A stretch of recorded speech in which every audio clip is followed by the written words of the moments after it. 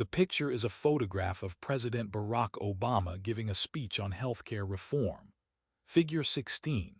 One former President Obama's health care reform, the Patient Protection and Affordable Care Act, PPACA, more commonly known as Obamacare, relates strongly to the topic of this chapter.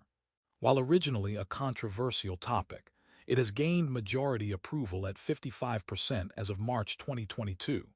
Credit: Obama at Healthcare Rally at UMD by Daniel Borman / Flickr Creative Commons, CC by 2. 0. Chapter Objectives. In this chapter, you will learn about the problem of imperfect information and asymmetric information, insurance and imperfect information. Bring it home. What's the big deal with Obamacare? In August 2009, many members of the U.S. Congress used their summer recess to return to their home districts and hold town hall-style meetings to discuss President Obama's proposed changes to the U.S. healthcare system. This was officially known as the Patient Protection and Affordable Care Act, PPACA, or as the Affordable Care Act, ACA, but was more popularly known as Obamacare. The bill's opponents' claims ranged from the charge that the changes were unconstitutional and would add $750 billion to the deficit, to extreme claims about the inclusion of things like the implantation of microchips and so-called death panels that decide which critically ill patients receive care and which do not. Why did people react so strongly? After all, the intent of the law is to make healthcare insurance more affordable, to allow more people to obtain insurance, and to reduce the costs of healthcare. For each year from 2000 to 2011, these costs grew at least double the rate of inflation. In 2014, healthcare spending accounted for around 24% of all federal government spending. In the United States, we spend more for our healthcare than any other high-income nation, yet our health outcomes are worse than comparable high-income countries. In 2015, over 32 million people in the United States, about 12.8% of the non-elderly adult population, were without insurance. Even today, however, more than a decade after the act was signed into law, and after the Supreme Court mostly upheld it, a 2022 Kaiser Foundation poll found that 42% of likely voters viewed it unfavorably. Why is this? The debate over the ACA and healthcare reform could take an entire textbook, but what this chapter will do is introduce the basics of insurance and the problems insurance companies face. It is these problems and how insurance companies respond to them that, in part, explain the divided opinion about the ACA. Every purchase is based on a belief about the satisfaction that the good or service will provide. In turn, these beliefs are based on the information that the buyer has available.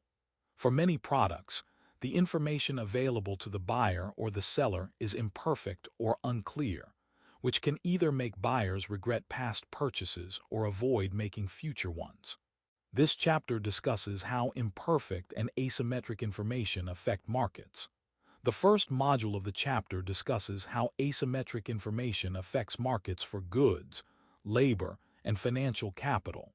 When buyers have less information about the quality of the good, for example, a gemstone, than sellers do, sellers may be tempted to mislead buyers. If a buyer cannot have at least some confidence in the quality of what they are purchasing, then they will be reluctant or unwilling to purchase the products. Thus, we require mechanisms to bridge this information gap, so buyers and sellers can engage in a transaction. The second module of the chapter discusses insurance markets, which also face similar problems of imperfect information. For example, a car insurance company would prefer to sell insurance only to those who are unlikely to have auto accidents, but it is hard for the firm to identify those perfectly safe drivers. Conversely, car insurance buyers would like to persuade the auto insurance company that they are safe drivers and should pay only a low price for coverage. If insurance markets cannot find ways to grapple with these problems of imperfect information, then even people who have low or average risks of making claims may not be able to purchase insurance. The chapter on financial markets, markets for stocks and bonds, will show that the problems of imperfect information can be especially poignant. We cannot eliminate imperfect information, but we can often manage it. Learning objectives. By the end of this section, you will be able to analyze the impact of both imperfect information and asymmetric information, evaluate the role of advertisements in creating imperfect information, identify ways to reduce the risk of imperfect information, explain how imperfect information can affect price, quantity, and quality. Consider a purchase that many people make at important times in their lives. Buying expensive jewelry. In May 1994, celebrity psychologist Dory Lynn bought an expensive ring from a jeweler in Washington, D.C., which included an emerald that cost $14,500. Several years later, the emerald fractured. Lynn took it to another jeweler who found that cracks in the emerald had been filled with an epoxy resin. Lynn sued the original jeweler in 1997 for selling her a treated emerald without telling her, and won. The case publicized a number of little-known facts about precious stones. Most emeralds have internal flaws, and so they are soaked in clear oil or an epoxy resin to hide the flaws and make the color more deep and clear. Clear oil can leak out over time, and epoxy resin can discolor with age or heat. However, using clear oil or epoxy to fill emeralds is completely legal as long as it is disclosed. After Dory Lynn's lawsuit, the NBC News show Dateline bought emeralds at 4 prominent jewelry stores in New York City in 1997. All the sales clerks at these stores, unaware that they were being recorded on a hidden camera, said the stones were untreated. When the emeralds were tested at a laboratory, however, technicians discovered they had all been treated with oil or epoxy. Emeralds are not the only gemstones that are treated. Diamonds, topaz, and tourmaline are also often irradiated to enhance colors. The general rule is that all treatments to gemstones should be revealed, but often sellers do not disclose this. As such, many buyers face a situation of asymmetric information, where two parties involved in an economic transaction have an unequal amount of information. One party knows much more than the other. Many economic transactions occur in a situation of imperfect information, where either the buyer, the seller, or both are less than 100% certain about the qualities of what they are buying and selling. Also, one may characterize the transaction as asymmetric information, in which one party has more information than the other regarding the economic transaction. Let's begin with some examples of how imperfect information complicates transactions in goods, labor, and financial capital markets. The presence of imperfect information can easily cause a decline in prices or quantities of products sold.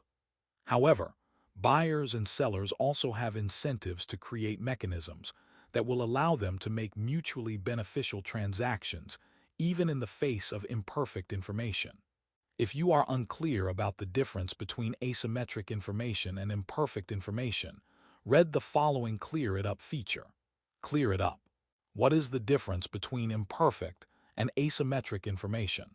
For a market to reach equilibrium, sellers and buyers must have full information about the product's price and quality. If there is limited information, then buyers and sellers may not be able to transact or will possibly make poor decisions. Imperfect information refers to the situation where buyers and/or sellers do not have all of the necessary information to make an informed decision about the product's price or quality. The term imperfect information simply means that the buyers and/or sellers do not have all the information necessary to make an informed decision. Asymmetric information is the condition where one party, either the buyer or the seller, has more information about the product's quality or price than the other party. In either case, imperfect or asymmetric information, buyers or sellers need remedies to make more informed decisions. Lemons and other examples of imperfect information. Consider Marvin, who is trying to decide whether to buy a used car. Let's assume that Marvin is truly clueless about what happens inside a car's engine. He is willing to do some background research, like reading consumer reports or checking websites that offer information about used car makes and models and what they should cost. He might pay a mechanic to inspect the car. Even after devoting some money and time collecting information, however, Marvin still cannot be absolutely sure that he is buying a high-quality used car. He knows that he might buy the car, drive it home, and use it for a few weeks before discovering that car is a lemon, which is slang for a defective product, especially a car. Imagine that Marvin shops for a used car and finds two that look very similar in terms of mileage, exterior appearances, and age. One car costs $4,000, while the other car costs $4,600. Which car should Marvin buy? If Marvin were choosing in a world of perfect information, the answer would be simple. He should buy the cheaper car. However, Marvin is operating in a world of imperfect information, where the sellers likely know more about the car's problems than he does, and have an incentive to hide the information. After all, the more problems the sellers disclose, the lower the car's selling price. What should Marvin do? First, he needs to understand that even with imperfect information, prices still reflect information. Typically, used cars are more expensive on some dealer lots because the dealers have a trustworthy reputation to uphold. Those dealers try to fix problems that may not be obvious to their customers in order to create good word of mouth about their vehicles, long-term reliability. The short-term benefits of selling their customers a lemon could cause a quick collapse in the dealer's reputation and a loss of long-term profits. On other lots that are less well-established, one can find cheaper used cars, but the buyer takes on more risk when a dealer's reputation has little at stake. The cheapest cars of all often appear on Craigslist, where the individual seller has no reputation to defend. In sum, cheaper prices do carry more risk, so Marvin should balance his appetite for risk versus the potential headaches of many more unanticipated trips to the repair shop. Similar problems with imperfect information arise in labor and financial capital markets. Consider Greta, who is applying for a job. Her potential employer, like the used car buyer, is concerned about ending up with a lemon. In this case, a poor quality employee. The employer will collect information about Greta's academic and work history. In the end, however, a degree of uncertainty will inevitably remain regarding Greta's abilities, which are hard to demonstrate without actually observing her on the job. How can a potential employer screen for certain attributes, such as motivation, timeliness, and ability to get along with others? Employers often look to trade schools and colleges to pre-screen candidates. Employers may not even interview a candidate unless he has a degree, and sometimes a degree from a particular school. Employers may also view awards, a high grade point average, and other accolades as a signal of hard work, perseverance, and ability. Employers may also seek references for insights into key attributes such as energy level and work ethic. How imperfect information can affect equilibrium price and quantity. The presence of imperfect information can discourage both buyers and sellers from participating in the market. Buyers may become reluctant to participate because they cannot determine the product's quality. Sellers of high-quality or medium-quality goods may be reluctant to participate because it is difficult to demonstrate the quality of their goods to buyers. And since buyers cannot determine which goods have higher quality, they are likely to be unwilling to pay a higher price for such goods. Economists sometimes refer to a market with few buyers and few sellers as a thin market. By contrast, they call a market with many buyers and sellers a thick market. When imperfect information is severe, and buyers and sellers are discouraged from participating, markets may become extremely thin as a relatively small number of buyer and sellers attempt to communicate enough information that they can agree on a price. When price mixes with imperfect information about quality. A buyer confronted with imperfect information will often believe that the price reveals something about the product's quality. For example, a buyer may assume that a gemstone or a used car that costs more must be of higher quality, even though the buyer is not an expert on gemstones. Think of the expensive restaurant where the food must be good because it is so expensive, or the shop where the clothes must be stylish because they cost so much, or the gallery where the art must be great because the price tags are high. If you are hiring a lawyer, you might assume that a lawyer who charges $400 per hour must be better than a lawyer who charges $150 per hour. In these cases, price can act as a signal of quality. When buyers use the market price to draw inferences about the product's quality, then markets may have trouble reaching an equilibrium price and quantity. Imagine a situation where a used car dealer has a lot full of used cars that do not seem to be selling, and so the dealer decides to cut the car prices to sell a greater quantity. In a market with imperfect information, many buyers may assume that the lower price implies low-quality cars. As a result, the lower price may not attract more customers. Conversely, a dealer who raises prices may find that customers assume that the higher price means that cars are of higher quality. As a result of raising prices, the dealer might sell more cars. Whether or not consumers always behave rationally, as an economist would see it, is the subject of the following Clear It Up feature. The idea that higher prices might cause a greater quantity demanded, and that lower prices might cause a lower quantity demanded runs exactly counter to the basic model of demand and supply, as we outlined in the demand and supply chapter. These contrary effects, however, will reach natural limits. At some point, if the price is high enough, the quantity demanded will decline. Conversely, when the price declines far enough, buyers will increasingly find value even if the quality is lower. In addition, information eventually becomes more widely known. An overpriced restaurant that charges more than the quality of its food is worth to many buyers will not last forever. Clear it up.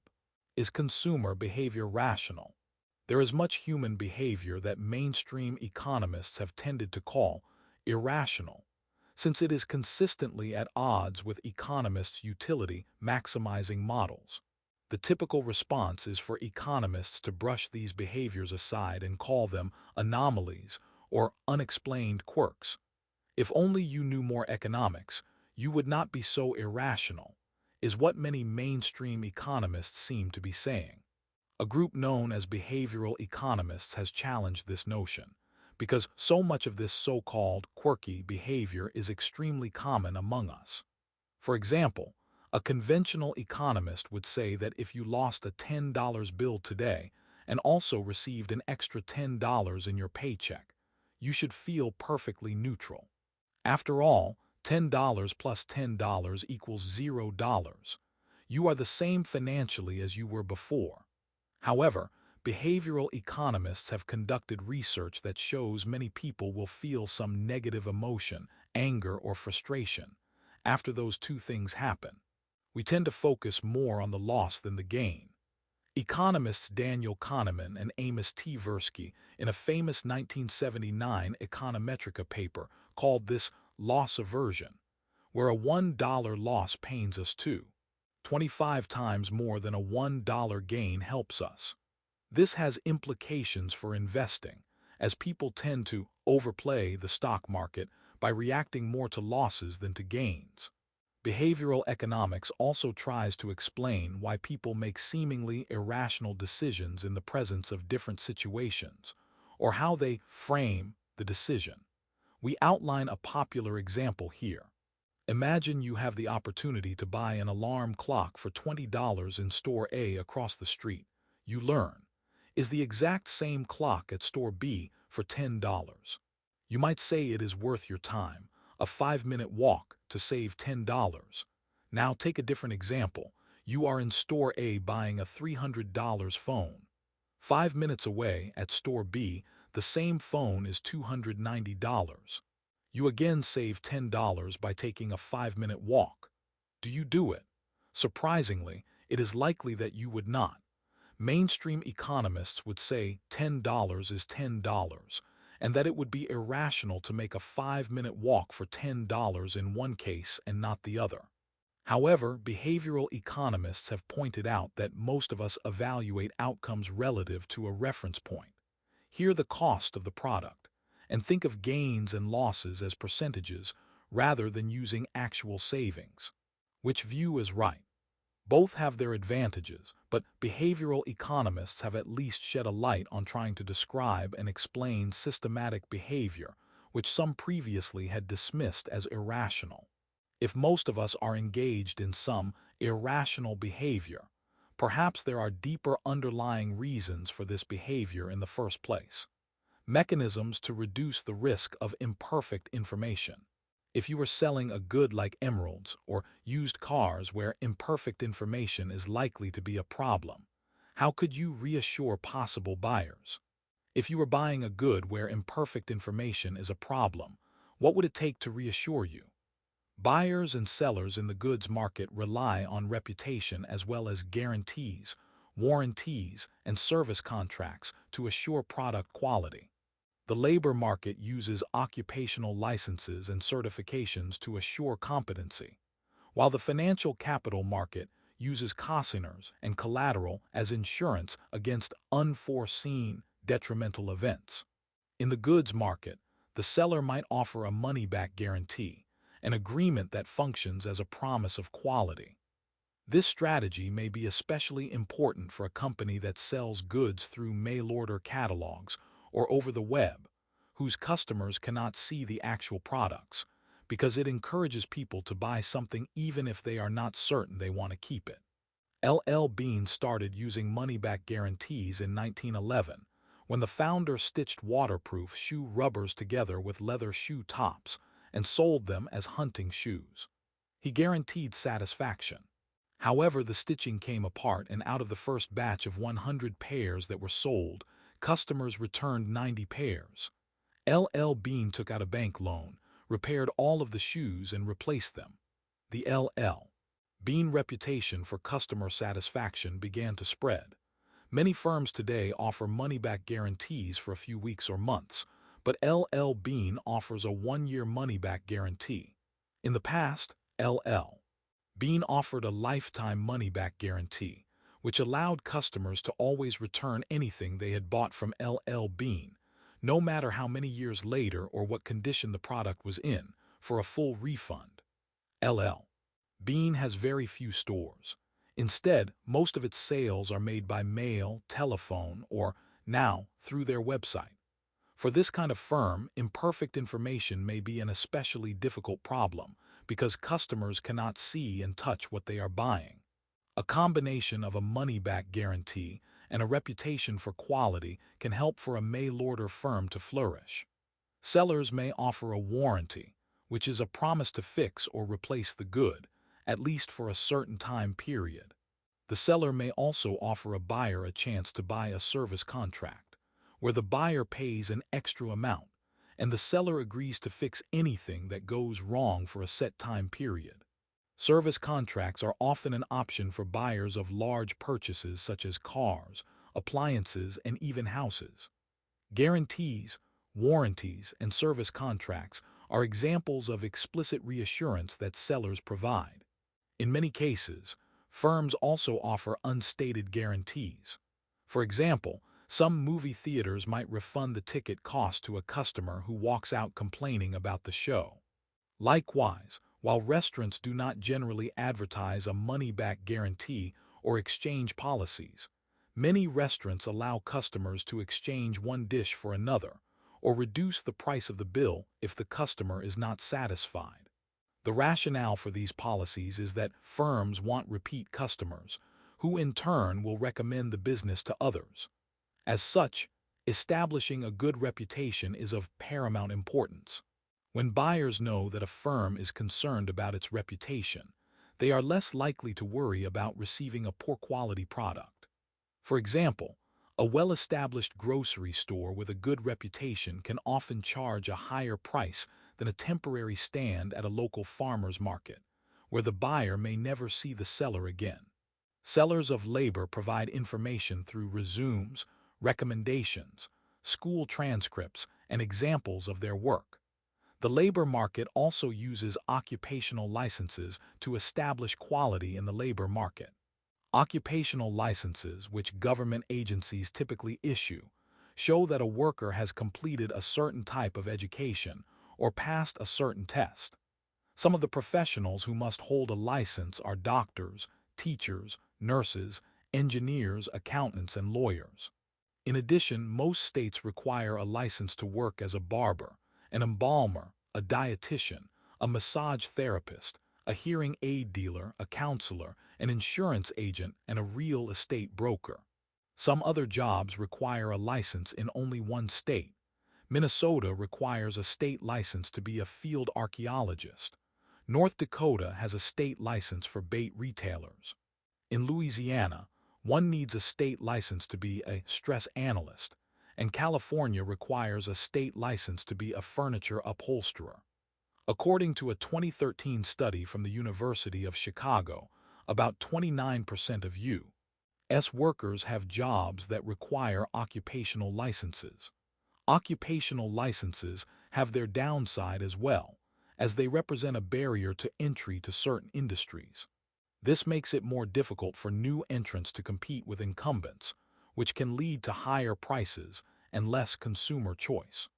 In occupations that require licenses, the government has decided that the additional information provided by licenses outweighs the negative effect on competition. Clear it up.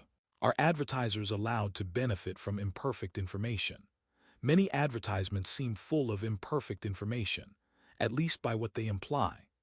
Driving a certain car, drinking a particular soda, or wearing a certain shoe are all unlikely to bring fashionable friends and fun automatically, if at all. The government rules on advertising, enforced by the Federal Trade Commission, FTC, allow advertising to contain a certain amount of exaggeration about the general delight of using a product. They, however, also demand that if one presents a claim as a fact, it must be true.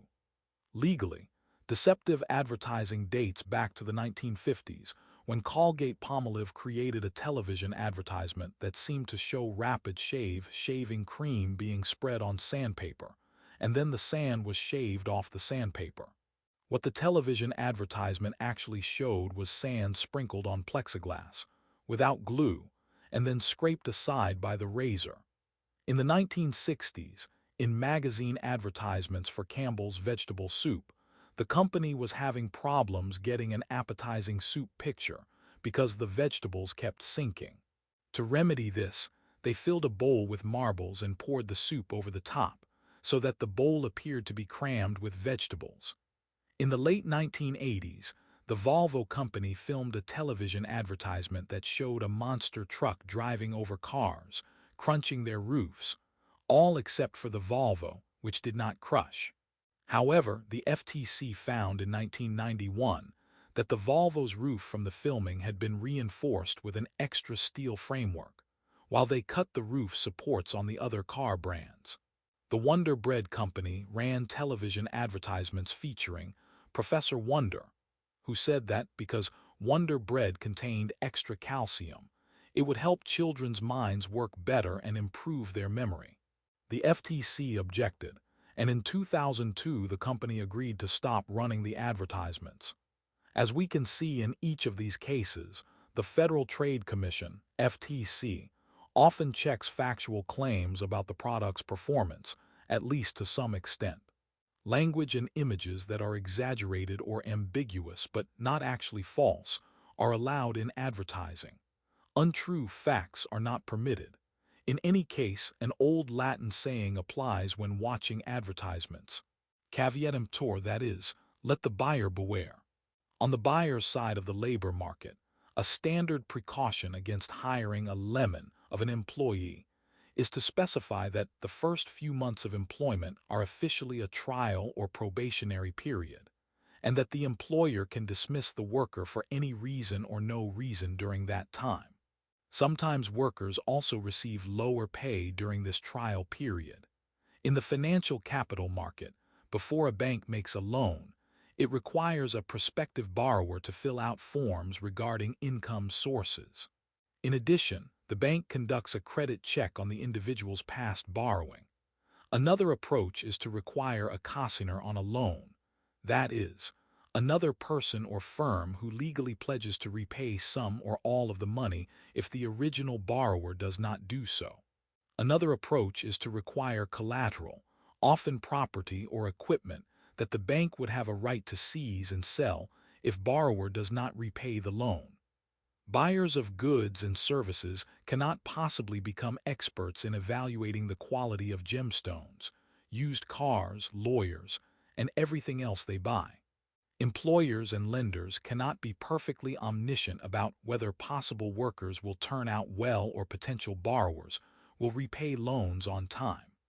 However, the mechanisms that we mentioned above can reduce the risks associated with imperfect information, so that the buyer and seller are willing to proceed.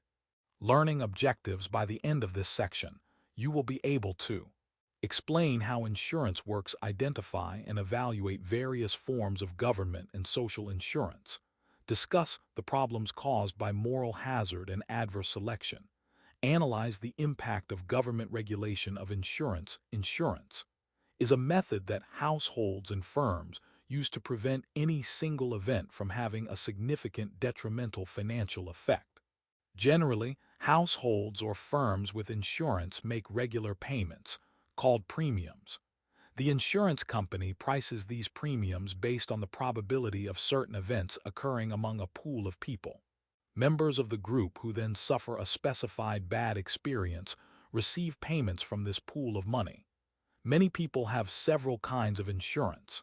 Health insurance that pays when they receive medical care. Car insurance that pays if their car is in an automobile accident. House or renter's insurance that pays for stolen possessions or items damaged by fire. And life insurance, which pays for the family if the insured individual dies. Table 16. 1 lists a set of insurance markets, type of insurance, who pays for it, it pays out when. Health insurance, employers and individuals' medical expenses.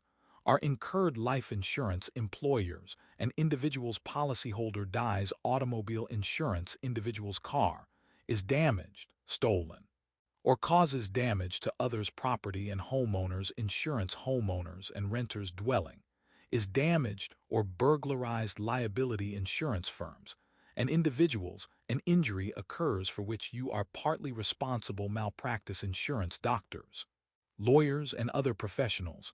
A poor quality of service is provided that causes harm to others. Table 16. 1. Sum insurance markets. All insurance involves imperfect information in both an obvious way and in a deeper way. At an obvious level, we cannot predict future events with certainty. For example, we cannot know with certainty who will have a car accident, become ill, die, or have his home robbed in the next year. Imperfect information also applies to estimating the risk that something will happen to any individual. It is difficult for an insurance company to estimate the risk that, say, a particular 20-year-old male driver from New York City will have an accident, because even within that group, some drivers will drive more safely than others. Thus, adverse events occur out of a combination of people's characteristics and choices that make the risks higher or lower, and then the good or bad luck of what actually happens. How insurance works. A simplified example of automobile insurance might work this way. Suppose we divide a group of 100 drivers into 3 groups. In a given year, 60 of those people have only a few door dings or chipped paint, which costs $100 each. Another 30 of the drivers have medium-sized accidents that cost an average of $1,000 in damages, and 10 of the drivers have large accidents that cost $15,000 in damages. For the moment, let's imagine that at the beginning of any year, there is no way of identifying the drivers who are low risk, medium risk, or high risk. The total damage incurred by car accidents in this group of 100 drivers will be $186,000. That is, total damage equals 60 times $100 plus 30 times $1, $0, plus 10 times $15, $0, 0 plus $30, $0 plus $150, $0, $186, $0 if each of the 100 drivers pays a $1.860 premium each year. The insurance company will collect the $186, $0 that is needed to cover the costs of the accidents that occur.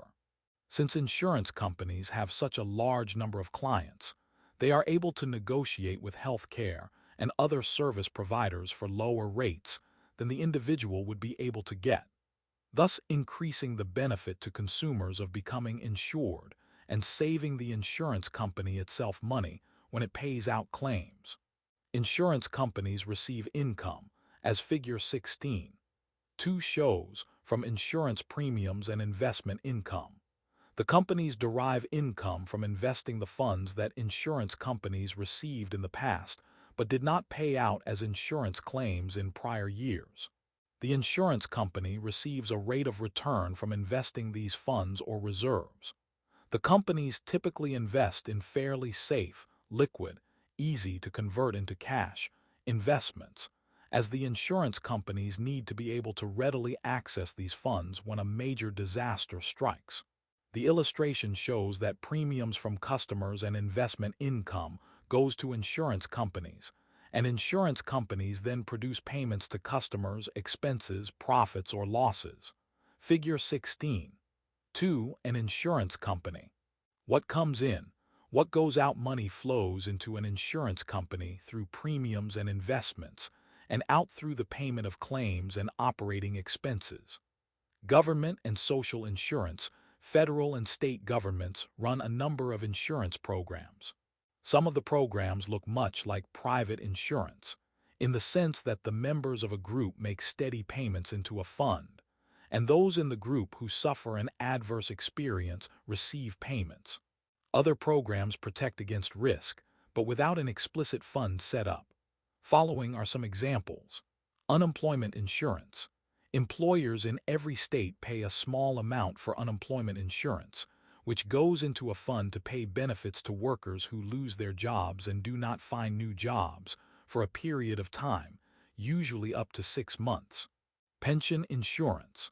Employers that offer pensions to their retired employees are required by law to pay a small fraction of what they are setting aside for pensions to the Pension Benefit Guaranty Corporation, which pays at least some pension benefits to workers if a company goes bankrupt and cannot pay the pensions it has promised.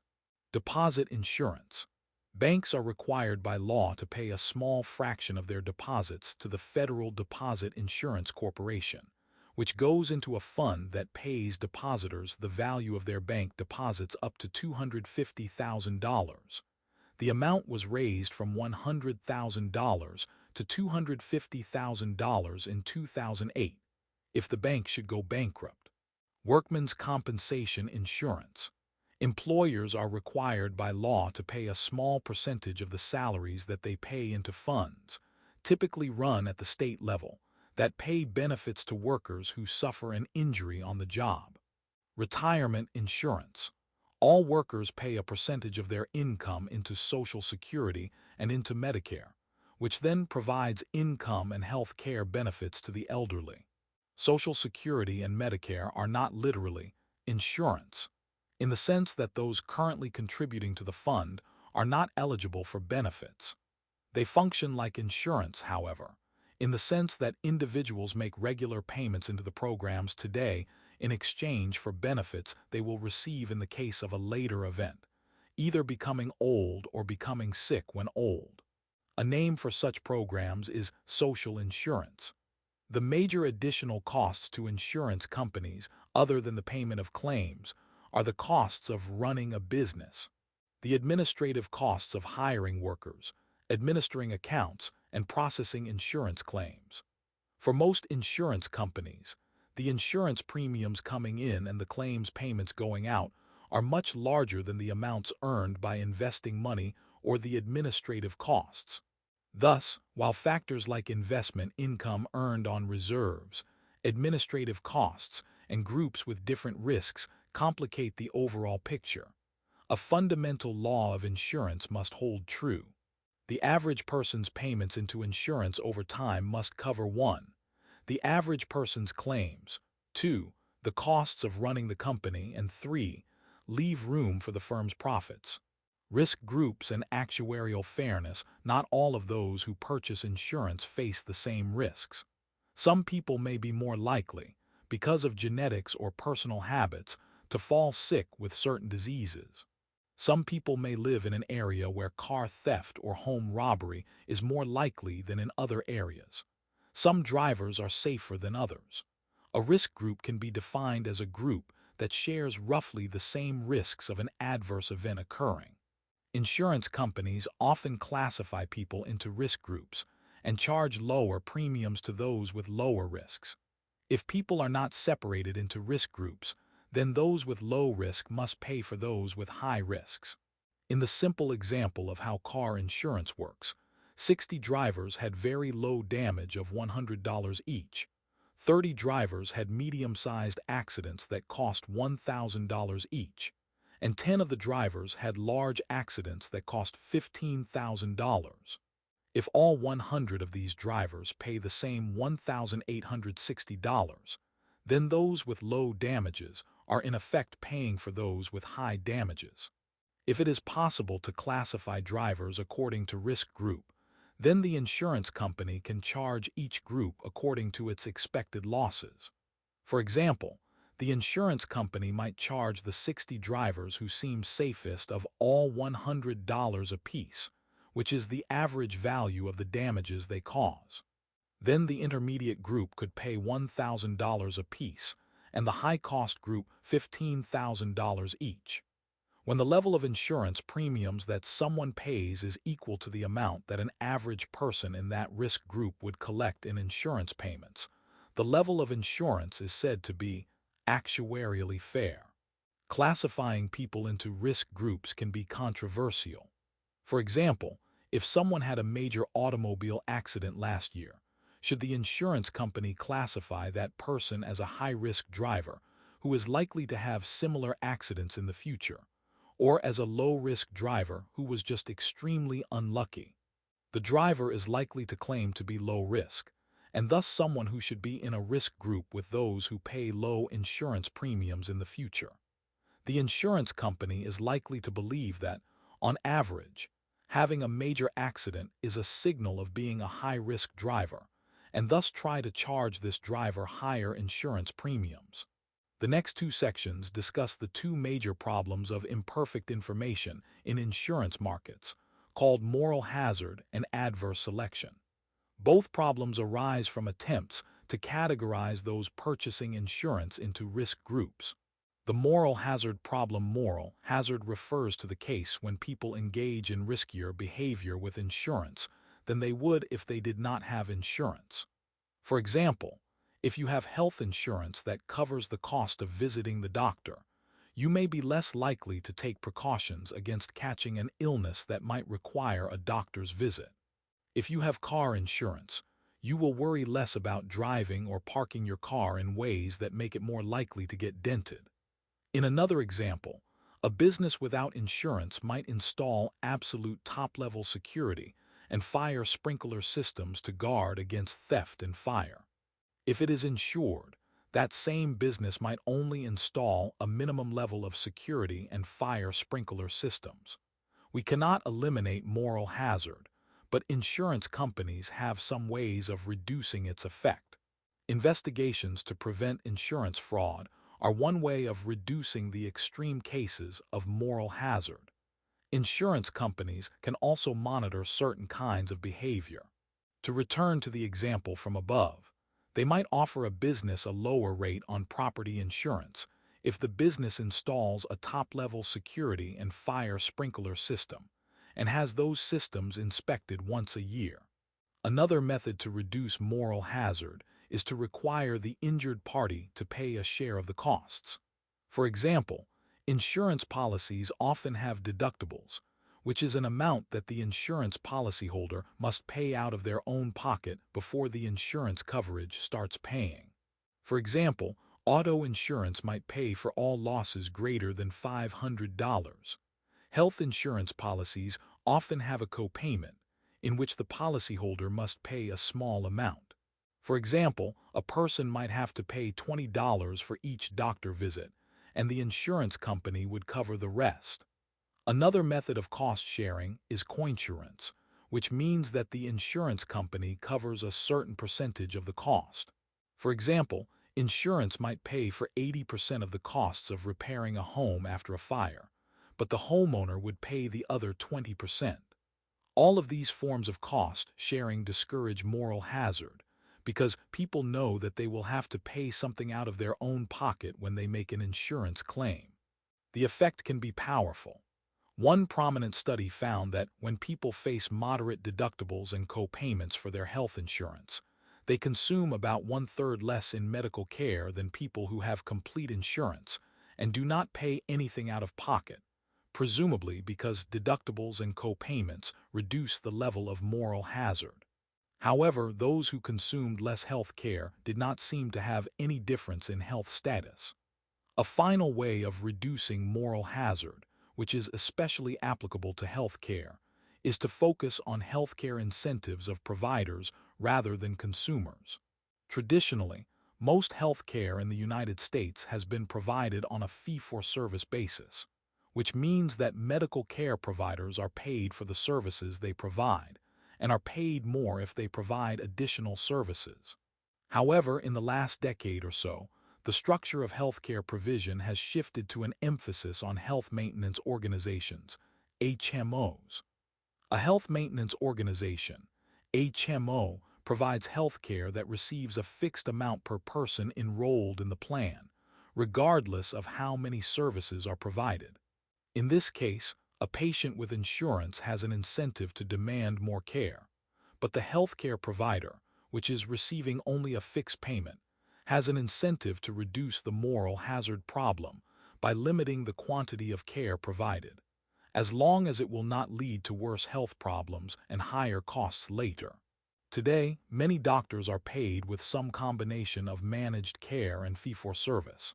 That is, a flat amount per patient, but with additional payments for the treatment of certain health conditions. Imperfect information is the cause of the moral hazard problem. If an insurance company had perfect information on risk, it could simply raise its premiums every time an insured party engages in riskier behavior.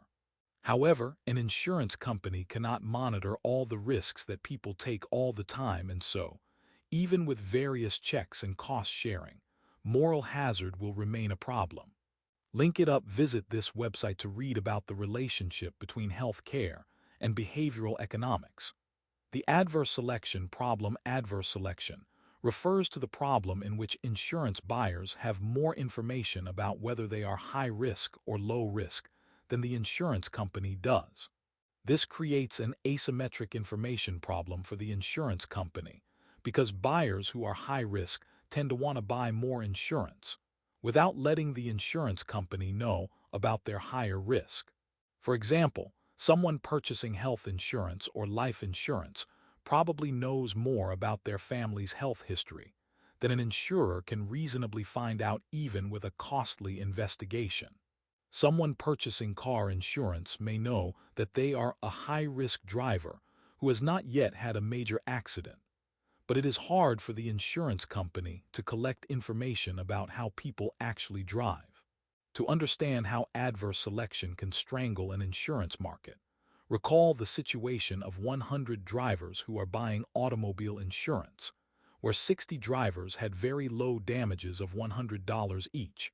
30 drivers had medium-sized accidents that cost $1,000 each, and 10 of the drivers had large accidents that cost $15,000. That would equal $186,000 in total payouts by the insurance company.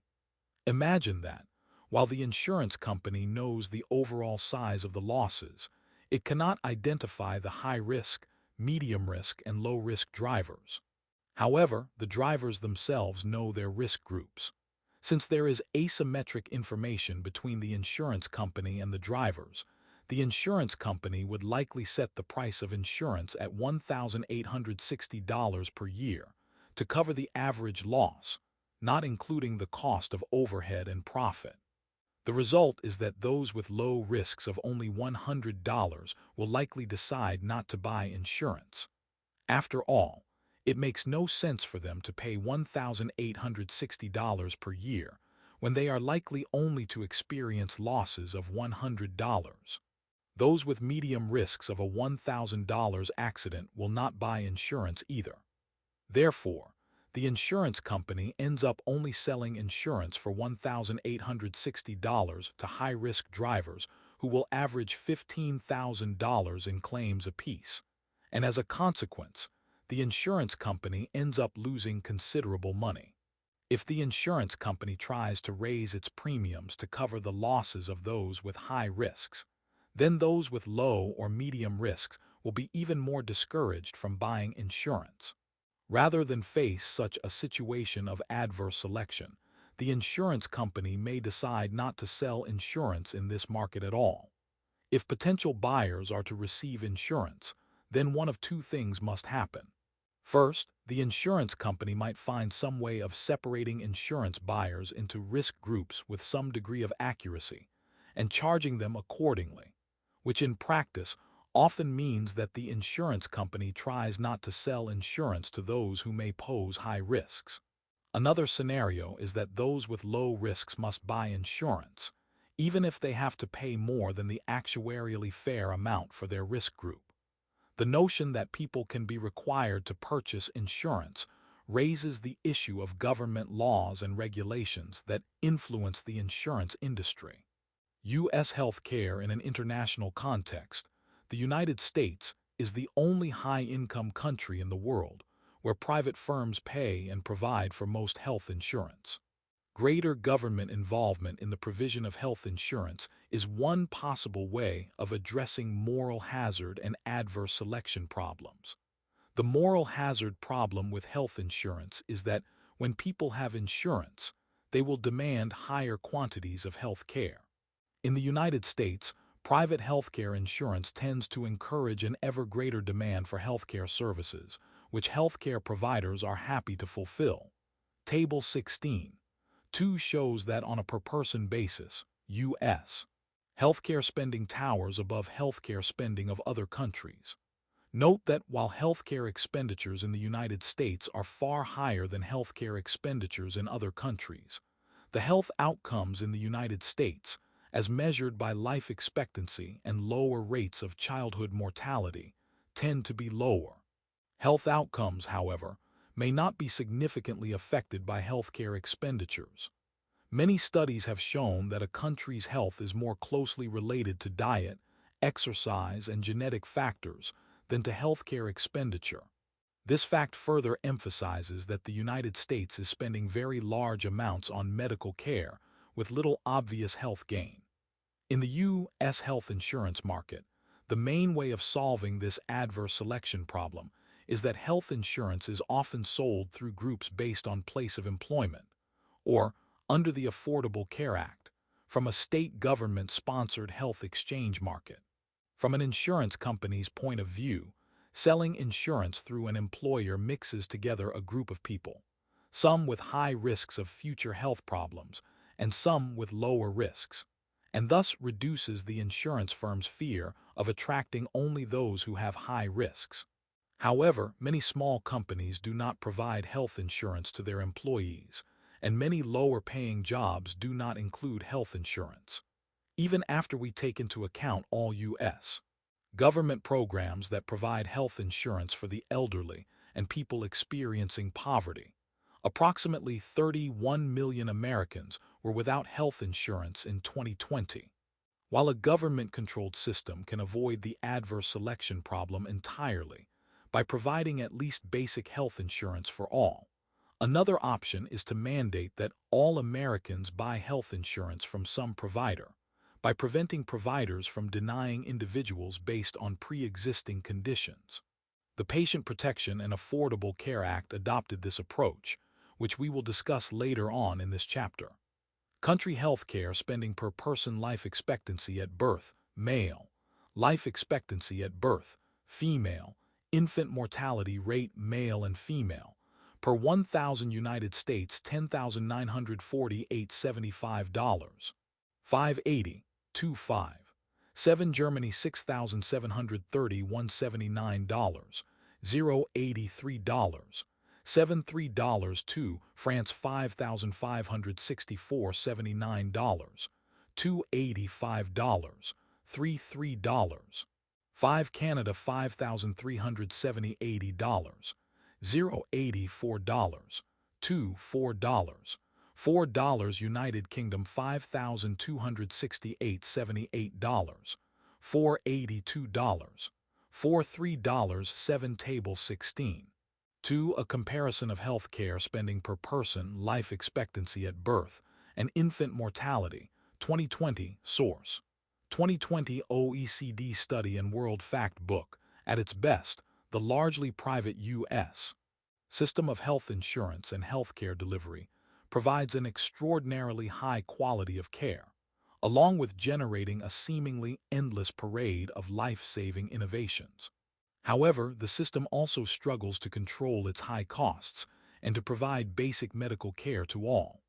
Compared to the United States, other countries have lower costs, more equal access, and better mortality outcomes, but they often struggle to provide rapid access to health care and to offer the near miracles of the most up-to-date medical care. The challenge is a healthcare system that strikes the right balance between quality, access, and cost. Government regulation of insurance. The U.S. insurance industry is primarily regulated at the state level. Since 1871, there has been a National Association of Insurance Commissioners that brings together these state regulators to exchange information and strategies. The state insurance regulators typically attempt to accomplish two things: to keep the price of insurance low and to ensure that everyone has insurance. These goals, however, can conflict with each other and also become easily entangled in politics. If insurance premiums are set at actuarially fair levels, so that people end up paying an amount that accurately reflects their risk group, certain people will end up paying considerable amounts. For example, if health insurance companies were trying to cover people who already have a chronic disease like AIDS, or who were elderly, they would charge these groups very high premiums for health insurance, because their expected health care costs are quite high. Women in the age bracket 1844 consume, on average, about 65% more in health care spending than men. Young male drivers have more car accidents than young female drivers. Thus, actuarially fair insurance would tend to charge young men much more for car insurance than young women, because people in high-risk groups would find themselves charged so heavily for insurance, they might choose not to buy insurance at all. State insurance regulators have sometimes reacted by passing rules that attempt to set low premiums for insurance. Over time, however, the fundamental law of insurance must hold. The average amount individuals receive cannot exceed the average amount paid in premiums. When rules are passed to keep premiums low, insurance companies try to avoid insuring any high-risk or even medium-risk parties. If a state legislature passes strict rules requiring insurance companies to sell to everyone at low prices, the insurance companies always have the option of withdrawing from doing business in that state. For example, the insurance regulators in New Jersey are well known for attempting to keep auto insurance premiums low, and more than 20 different insurance companies stopped doing business in the state in the late 1990s and early 2000s. Similarly, in 2009, State Farm announced that it was withdrawing from selling property insurance in Florida. In short, government regulators cannot force companies to charge low prices and provide high levels of insurance coverage, and thus take losses for a sustained period of time. If insurance premiums are set below the actuarially fair level for a certain group, some other group will have to make up the difference. There are two other groups who can make up the difference: taxpayers or other insurance buyers. In some industries, the U.S. government has decided free markets will not provide insurance at an affordable price, and so the government pays for it directly. For example, private health insurance is too expensive for many people whose incomes are too low. To combat this, the U.S. government, together with the states, runs the Medicaid program, which provides health care to those with low incomes. Private health insurance also does not work well for the elderly because their average health care costs can be very high.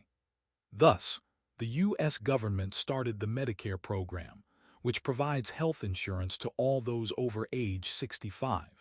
Other government-funded healthcare programs are aimed at military veterans as an added benefit and children in families with relatively low incomes. Another common government intervention in insurance markets is to require that everyone buy certain kinds of insurance. For example, most states legally require car owners to buy auto insurance. Likewise, when a bank loans someone money to buy a home, the person is typically required to have homeowners insurance, which protects against fire and other physical damage, like hailstorms, to the home. A legal requirement that everyone must buy insurance means that insurance companies do not need to worry that those with low risks will avoid buying insurance. Since insurance companies do not need to fear adverse selection, they can set their prices based on an average for the market, and those with lower risks will, to some extent, end up subsidizing those with higher risks. However, even when laws are passed requiring people to purchase insurance, insurance companies cannot be compelled to sell insurance to everyone who asks, at least not at low cost. Thus, insurance companies will still try to avoid selling insurance to those with high risks whenever possible. The government cannot pass laws that make the problems of moral hazard and adverse selection disappear, but the government can make political decisions that certain groups should have insurance, even though the private market would not otherwise provide that insurance. Also, the government can impose the costs of that decision on taxpayers or on other buyers of insurance. The Patient Protection and Affordable Care Act in March of 2010, President Obama signed into law the Patient Protection and Affordable Care Act, PPACA. The government started to phase in this highly contentious law over time, starting in October of 2013. The goal of the act is to bring the United States closer to universal coverage. Some of the key features of the plan include individual mandate. All individuals who do not receive health care through their employer or through a government program, for example Medicare, were required to have health insurance or pay a fine. The individual mandate's goal was to reduce the adverse selection problem and keep prices down by requiring all consumers, even the healthiest ones, to have health insurance, without the need to guard against adverse selection, whereby only the riskiest consumers buy insurance. By raising prices, health insurance companies could provide more reasonable plans to their customers. At the beginning of 2019, the fine for not having health insurance was eliminated. Each state is required to have health insurance exchanges or utilize the federal exchange, whereby insurance companies compete for business. The goal of the exchanges is to improve competition in the market for health insurance. Employer mandate. All employers with more than 50 employees must offer health insurance to their employees. The Affordable Care Act, ACA, is funded through additional taxes that include increasing the Medicare tax by 0.9% and adding a 3.8% tax on unearned income for high-income taxpayers, charging an annual fee on health insurance providers, imposing other taxes such as a 2-3% tax on manufacturers and importers of certain medical devices. Many people and politicians, including Donald Trump, have sought to overturn the bill. Those who oppose the bill believe it violates an individual's right to choose whether to have insurance or not. In 2012, a number of states challenged the law on the basis that the individual mandate provision is unconstitutional. In June 2012, the U.S. Supreme Court ruled in a 5-4 decision that the individual mandate is actually a tax, so it is constitutional as the federal government has the right to tax the populace. At the same time, some of the taxes that were implemented as part of the ACA have been eliminated. Bring it home, what's the big deal with Obamacare? What is it that the Affordable Care Act, ACA, will actually do?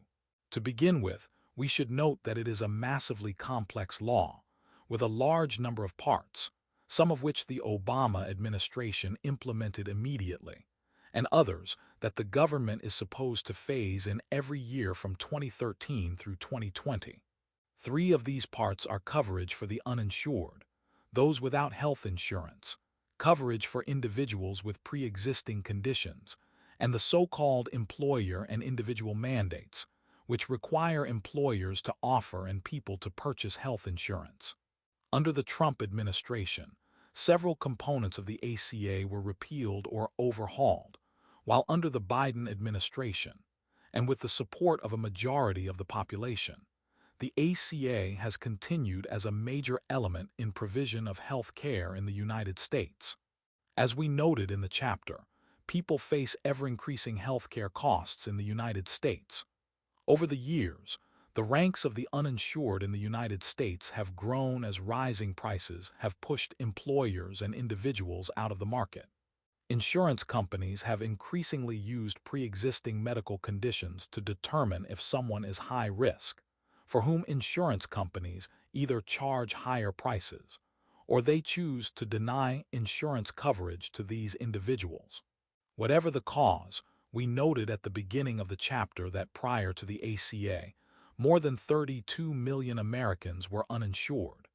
People who are uninsured tend to use emergency rooms for treatment, the most expensive form of health care, which has contributed significantly to rising costs. The ACA introduced regulations designed to control increases in healthcare costs. One example is a cap on the amount healthcare providers can spend on administrative costs. Another is a requirement that healthcare providers switch to electronic medical records (EMRs), which will reduce administrative costs. The ACA required that states establish health insurance exchanges, or markets, where people without health insurance and businesses that do not provide it for their employees can shop for different insurance plans. The purpose of these exchanges was to increase competition in insurance markets and thus reduce prices of policies. Finally, the ACA mandated that people with pre-existing conditions could no longer be denied health insurance. The U.S. Department of Health and Human Services estimates that those without insurance in the U.S. has fallen from 23% in 2012 to 11.5% in 2016. Accordingly, 20 million Americans gained coverage under the ACA. According to the census, as of 2020, the share of the population without health insurance had fallen to 8.6%. So the ACA has resulted in a decline in the percentage of Americans without health insurance by almost 60%. What was the cost of this increased coverage, and how was it paid? An insurance policy works by insuring against the possibility of needing health care. If there are high-risk individuals in the insurance pool, the pool must be expanded to include enough low-risk individuals to keep average premiums affordable. To that end, the ACA imposed the individual mandate, requiring all individuals to purchase insurance or pay a penalty, whether they were high risk or not. Many young adults would choose to skip health insurance since the likelihood of their needing significant health care is small. The individual mandate brought in a significant amount of money to pay for the ACA.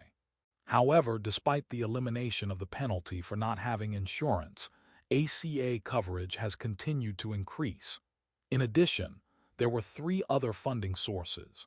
The ACA took $716 billion, which otherwise would have gone to Medicare spending. The ACA also increased the Medicare tax that wealthy Americans paid by an additional 0.9%. Despite these funding sources, the Congressional Budget Office estimates that the ACA will increase the federal debt by $137 billion over the next decade.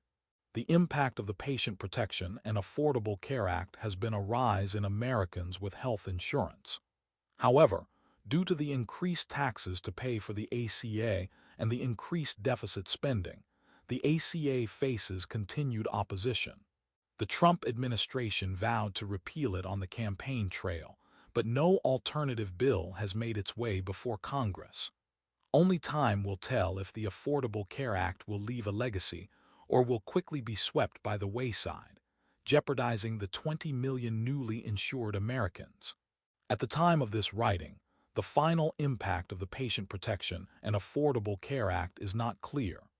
Millions of previously uninsured Americans now have coverage, but the increased taxes to pay for ACA and increased deficit spending have created significant political opposition. Whether or not that opposition eventually succeeds in overturning the ACA remains to be seen.